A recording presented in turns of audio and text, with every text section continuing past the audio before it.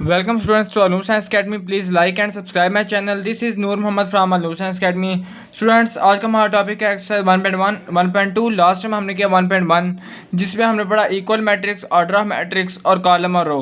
आज हम पढ़ेंगे कि what is unit matrix, what is row matrix, what is column matrix and what is null matrix. सबसे पहले हम देखते हैं यूनिट मैट्रिक्स कि यूनिट मैट्रिक्स क्या होता है. यूनिट मैट्रिक्स में आइडेंटिटी एंट्रीज आर 1. इसमें हमारे पास जो होती हैं डायगोनल एंट्रीज, मतलब हमारे पास एक कोई भी मैट्रिक्स है उसकी डायगोनल साइड्स 1 होंगी, बाकी 0. जैसे ये है हमारे पास, इसमें हम क्या करेंगे, डायगोनल एंट्रीज हमारे पास हो जाएंगी, यहाँ भी 1 1 1, बाकी हर तरफ हमारा 0 आ जाएगा. इसको हम कहते हैं डायगोनल मैट्रिक्स. इस तरह हमारे पास आ गई ये रो मैट्रिक्स. रो क्या होता है, लास्ट टाइम हमें पढ़ा था रो. हम इस जो हमारे पास इस तरह का होता है लाइन, जिसको हम इस तरह, जैसे इसमें 2 रोज़ हैं तो इस तरह जो लाइन होती है उसको हम रोज़ कहते हैं. तो इसमें हम करेंगे ये 2 1, ये हमारे पास रो है. यहाँ इसके और एग्जाम्पल ले लें 2 1 3, ये भी हमारे पास क्या है, row matrix. And what is column matrix, ये देखें कॉलम मैट्रिक्स देते हैं. इसको अगर हम इस तरह लिख दें 2 1, ये हमारा कॉलम है. अगर हम इसमें देखें 2 1 3, तो ये अभी हमारे पास कॉलम मैट्रिक्स है, ये हमारे पास कॉलम मैट्रिक्स है. इस तरह हमारे पास नल मैट्रिक्स क्या होती है. नल मैट्रिक्स के इसके हमारे पास 2 नाम होते हैं, नल मैट्रिक्स और ज़ीरो मैट्रिक्स. इसको हम नल मैट्रिक्स कहते हैं और ज़ीरो मैट्रिक्स भी कहते हैं. नाम से ज़ाहिर हो रहा है, इसका मतलब है इसके अंदर जितनी भी एंटिटीज़ होंगी, जितनी भी अंदर वैल्यूज़ आएंगी वो सब सिफर होंगी. जिसमें ये सिफर हो, बेशक वो इतनी सी वैल्यू क्यों हो, अंदर 0 होती है. हमारे पास नल और ज़ीरो मैट्रिक्स है, वो बेशक जिस तरह मर्जी हो, तो हमारे पास ये 0 ही होगा.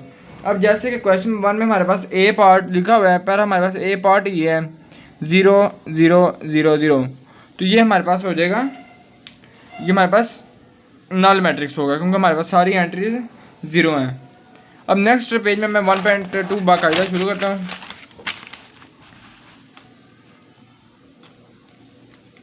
देखें 1.2 question number 1, A is equal to 0 0 0 0, तो ये सब सिफर अंदर सब 0 हैं, तो इसको हम दे लेंगे नाम नल मैट्रिक्स.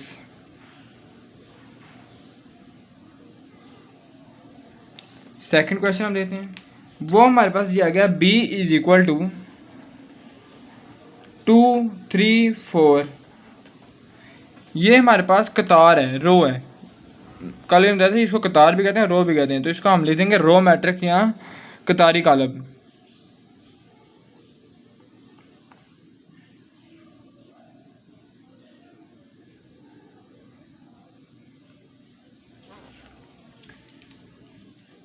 आई थिंक ये आपको क्लियर हो गया होगा क्वेश्चन नंबर 1. क्वेश्चन नंबर 2 में देखें, क्वेश्चन नंबर 2 में भी हमारे पास कुछ नई चीज़ें हैं. एक हमारे पास है स्क्वायर मैट्रिक्स,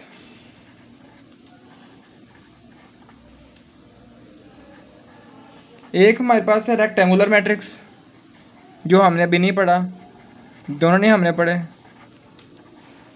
ये भी मैं आपको अच्छी तरह समझा दूंगा. बाकी हमने रो मैट्रिक्स भी पढ़ लिया, कॉलम भी पढ़ लिया और आइडेंटिटी मैट्रिक्स भी पढ़ लिया. इसमें अब हम देखेंगे क्या करेंगे. स्क्वायर का आप सबको पता होगा, स्क्वायर का होता है एक डिब्बा जो होता है, एक बॉक्स जिसकी चारों sides, all the sides are equals, वो स्क्वायर होता है. और जिसके अपोजिट साइड्स इक्वल हों वो होता है रेक्टेंगुलर. जैसे इसकी ये साइड और ये साइड इक्वल है और ये साइड और ये साइड इक्वल है, इसको हम कहते हैं रेक्टेंगुलर. और अब आगे लिखा हुआ स्क्वायर मैट्रिक्स. अब मैट्रिक्स का हम क्या करेंगे, इसका मतलब है कि डिब्बा बनाना पड़ेगा हमें. जो भी अंदर हमें मैट्रिक्स बनाना है डिब्बा होगा. जैसे ये एक डिब्बा बना लो, यहाँ भी 2 2 1 9 जो भी लिख रहे हैं हम अंदर, तो हम इसको एक स्क्वायर बनाएंगे, एक डिब्बा बनाएंगे जिसकी यहाँ भी 2 कॉलम भी 2 और रो भी 2 हों. क्या हो, कॉलम भी 2 और रोज भी 2 इक्वल हो, क्योंकि हमें डेफिनेशन स्क्वायर की बेसिकली डेफिनेशन पता है कि इसकी साइड्स इक्वल होती हैं, ये साइड इस साइड की इक्वल होती है. तो हमने इसको डिफाइन कर लिया कि इसमें स्क्वायर मैट्रिक्स में बेसिकली क्या होता है कि कॉलम और रोज इक्वल होते हैं. अब रेक्टेंगुलर मैट्रिक्स क्या होता है, इसकी शक्ल से हमें लग रहा है ये कुछ इस तरह होता होगा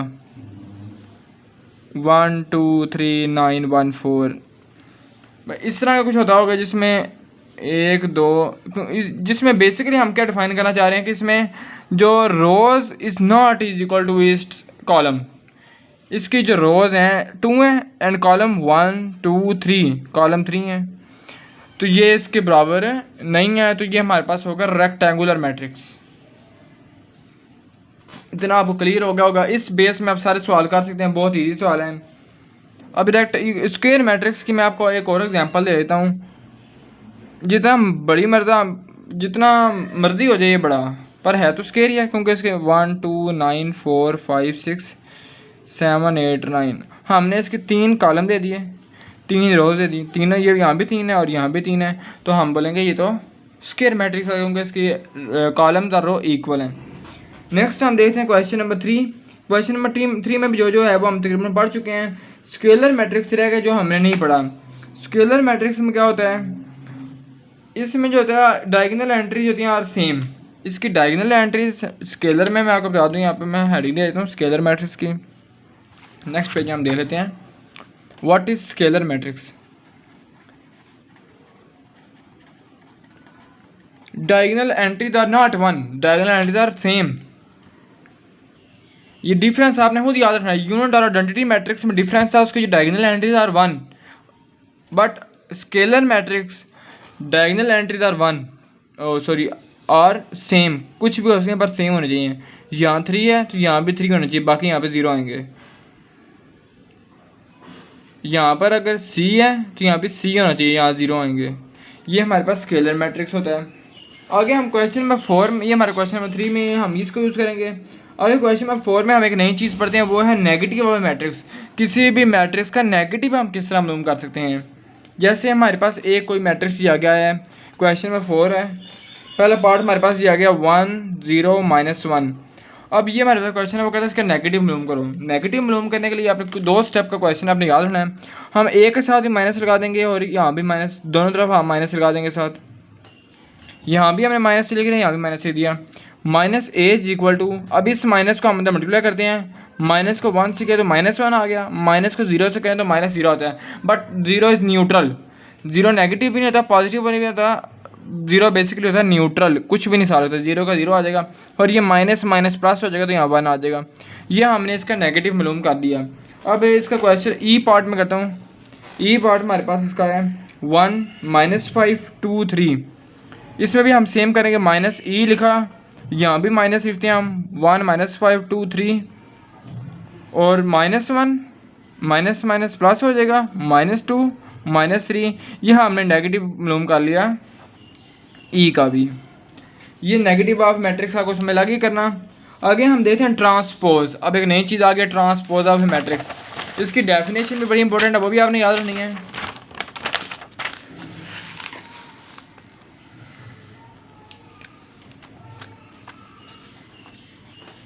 ट्रांसपोज, सबसे पहले ट्रांसपोज क्या होता है।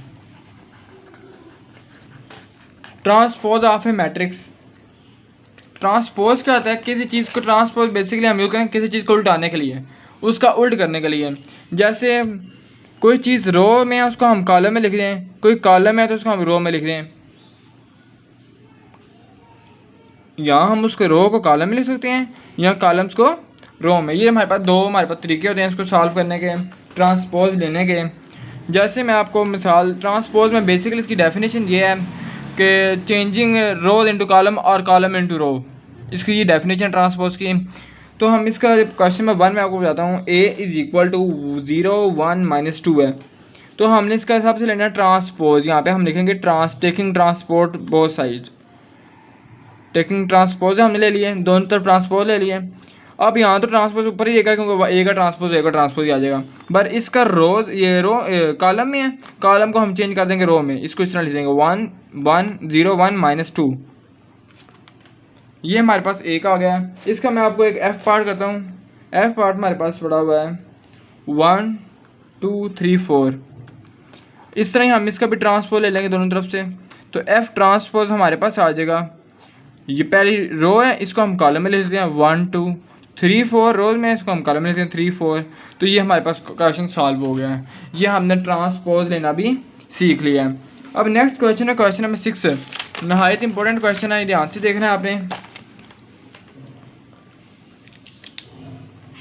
यहाँ पे मैं दोनों पार्ट आपको करता हूँ।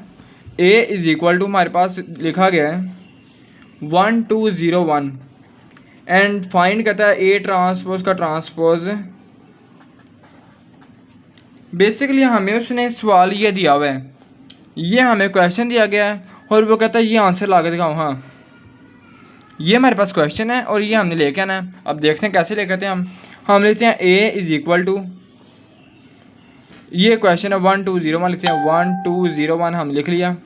फिर हम यहाँ लिखते हैं टेकिंग ट्रांसपोज बोथ साइड, दोनों तरफ ट्रांसपोज लेने से, taking transpose both side, A transpose यहाँ भी लिया और यहाँ भी ले लेते हैं। A transpose is equal to, ये 1 2 इस तरह है तो यहाँ इस तरह लेते हैं 1 2 0 1 रो में कॉलम में लिख लेते हैं। ये हमने ले लिया भाई ट्रांसपोज। अब हम लिखते हैं टेकिंग अगेन ट्रांसपोज,